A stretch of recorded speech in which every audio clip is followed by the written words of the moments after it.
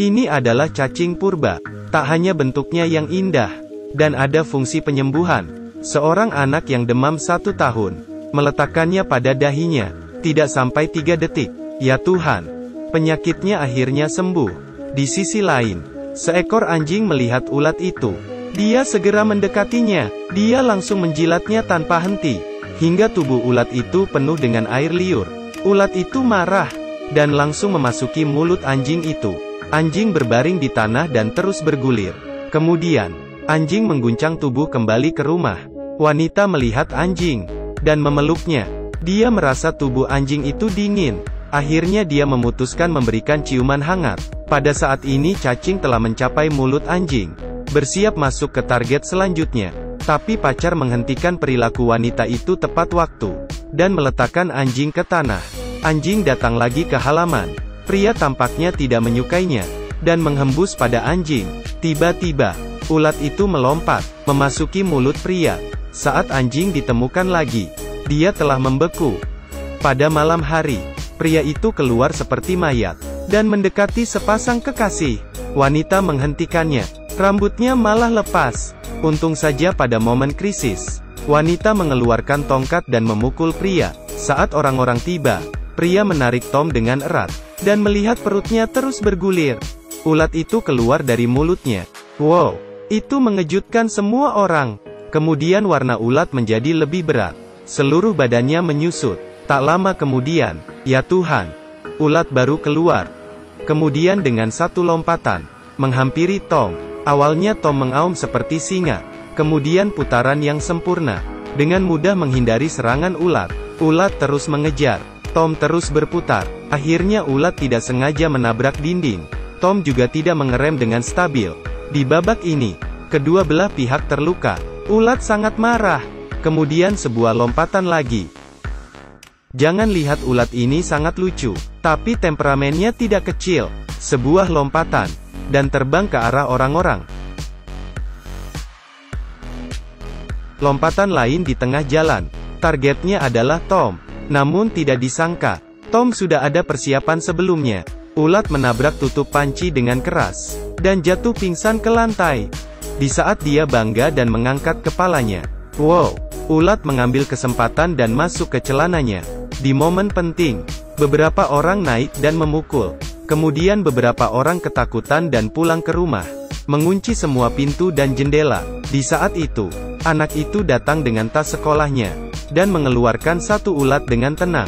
Tom merebut ulat dan melemparnya. Ya Tuhan, kedua ulat bertemu. Bahkan yang kedua juga mulai berubah bentuk. Tom segera lapor polisi. Tapi polisi berkata, kamu melapor polisi hanya karena 2 ulat. Pada saat menelepon, ulat bertumbuh besar dan bertelur.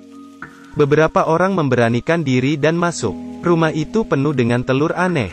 Takut monster akan menjadi semakin banyak. Mereka mulai menginjaknya dengan kaki. Tiba-tiba, monster besar keluar. Peter tidak takut akan bahaya. Mengambil pistol, dan menembaknya dengan tangan kiri. Peluru terbang ke arah monster. Monster itu menelan peluru dalam satu gigitan. Kulitnya meninggi hingga 1 meter. Kemudian karena inersia, peluru terpental kembali, dan terjadi ledakan di udara. Puluhan peluru pergi ke arah mereka. Saat ini, seekor ulat menggigit bokong Peter. Di momen penting, beberapa orang mengangkat Peter keluar. Tom meminta Peter berbaring di lantai. Kemudian dia mengambil tongkat, dan memukulnya. Ulat itu ternyata lengket di tongkat. Di saat sedang berteriak, ulat memasuki mulutnya. Peter melihat itu.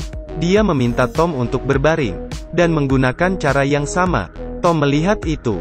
Dia mengeluarkan ulat dan bertanya, apakah kamu memiliki pengalaman golf? Sangat berpengalaman.